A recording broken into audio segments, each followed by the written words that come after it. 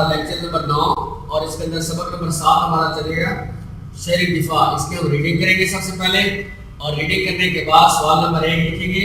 مندرجہ ذیل الفاظ کے معنی لکھیں. آپ نے اس کے بعد کالم بنا لینا ہے.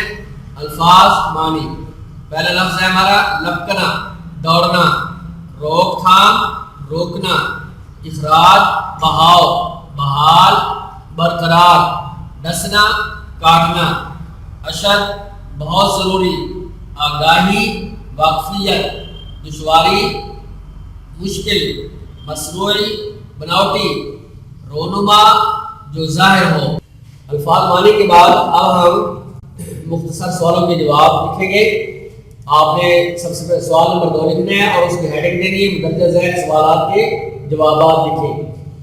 پہلا سوال ہے ابا جان نے فون پر کیا بتایا.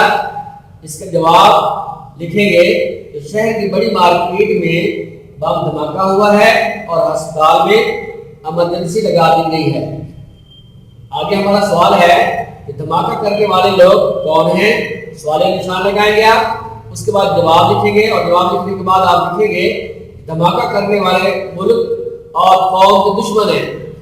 آگے اگلا سوال ہمارا ہے کہ محکمہ شہری دفاع کس لیے قائم کیا گیا ہے. سوالیہ نشان لگائیں گے, اس کے بعد جواب لکھیں گے کہ محکمہ شہری دفاع ابتدائی طبی امداد کی تربیت کے لیے حکومت نے قائم کیا ہے.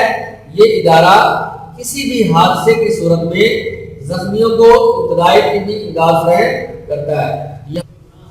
آج ہم سوال نمبر 3 کریں گے.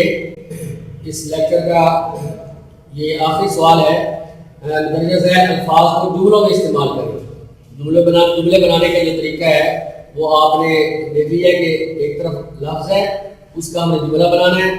اپنے انداز میں اپنی زبان میں بھی آپ بنا سکتے ہیں, اور آپ اس کا ایک کالم بنا لینا ہے, ایک طرف الفاظ لکھ لینے اور دوسری طرف اس کا جملہ بنانا ہے. لپک کر, حامد نے لپک کر فون اٹھایا. لپک کا مطلب ہوتا ہے یعنی جلدی سے. ایمرجنسی, بم دھماکے کی وجہ سے ہسپتال میں ایمرجنسی لگا دی گئی.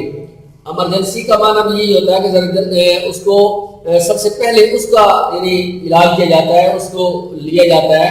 ایسے مریض کو جس کی طبیعت زیادہ خراب ہو یا خطرے میں ہو, اس کو ایمرجنسی لے جاتے ہیں اور فوراً اس کا علاج شروع کر دیتے ہیں. کسی قسم کا کوئی انتظار نہیں ہوتا. خواہ یہ اس کا جملہ بنے گا بم دھماکہ کرنے والے خواہ بے گناہ شہریوں کو ہلاک کرتے ہیں. آگے گامزن, پاکستان ترقی کی طرف گامزن ہے. گامزن کا معنی چلنا, جانا. آگے اہتمام, اونچی عمارتوں میں آگ بجھانے کا اہتمام ہونا چاہیے. رکاوٹ, رضاکاروں کے کام میں رکاوٹ نہیں ڈالنی چاہیے.